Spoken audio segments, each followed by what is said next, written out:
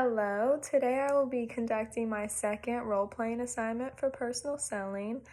We were instructed to answer 3 questions over 3 different case studies.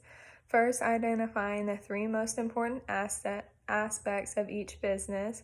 Secondly, if there was any interference on understanding the buyer. And then thirdly, the techniques that I would use to understand the buyers. So let's jump right in, and first we're going to deal with Spear One Productions. This is a party planning company, and they focus on relationships, because they want that close relationship with their customers so they can get closer with their clients. Second, we have signage, so they can prove to their customers that they know their customer needs. And then lastly, they like to touch on positioning objectives. I really didn't have any interference with this company other than some words like signage could be confusing to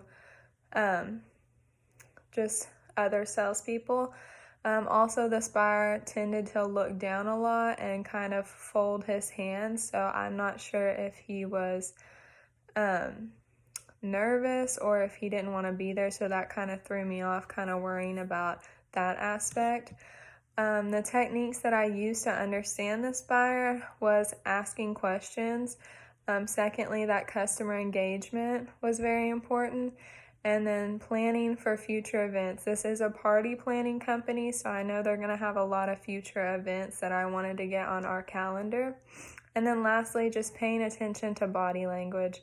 This way, I could just ensure that he wanted to be there and what could I do to kind of make him feel more comfortable. Our second company is McLean Properties Real Estate. This is a real estate company. Their 3 big aspects are site plans and selections, geodemographics, and traffic patterns. I had a lot of interference with this buyer. Unfortunately, I think I paid too much attention to their body language. This man came into the room with his chest out. He was a little too proud, and it came across a little arrogant. I walked away with a cocky feel because of the way he used his jargon. He emphasized more on the importance of the company rather than what they do as a company. The terms that were used were dropped as if everyone should just know what those terms mean, such as geodemographics. I may not know what that word means, and it wasn't even thought to be explained to me, so I think that kind of threw off what I needed to do for him because I was so focused on his body language. So some techniques that I would use to understand the buyer is, again, to ask questions like that confusing term, geodemographics. Secondly, just attempting to kind of lower their, I'm not like in a respectful way, kind of match their body language and their tone, just so you could kind of bring them down to the bigger picture and kind of bring them on track to what do y'all want to accomplish as a team. What do they want you to do for their company more than him just talking about their company. Our last company is Dart Paper Products Manufacturing. This is a company that makes paper products such as cups, napkins, and plates, etc. Their 3 most important aspects are their environment, because all of their products are biodegradable. Margins are very important to them. And then lastly, trainings. They help training so all their products can be sold very well, is what they explained to me. Some interference that I met with this person was the amount of time spent discussing the company and the products was little to none.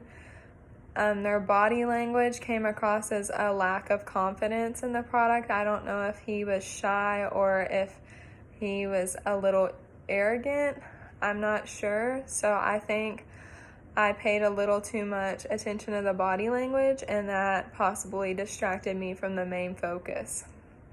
Also, I just kind of needed, I think they stressed how their products are biodegradable, and I think I needed to jump on that more because, you know, if I were to talk about some plastic cups or paperware on accident or say that that's what we sell and accidentally bring that up, that might offend this buyer. So just to be mindful of that.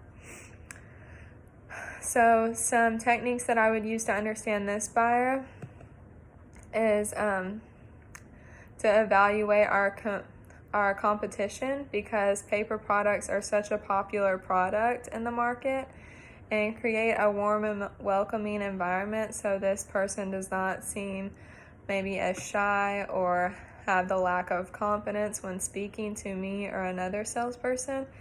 And I think that's all that I have for all three of these companies and scenarios. So thank you.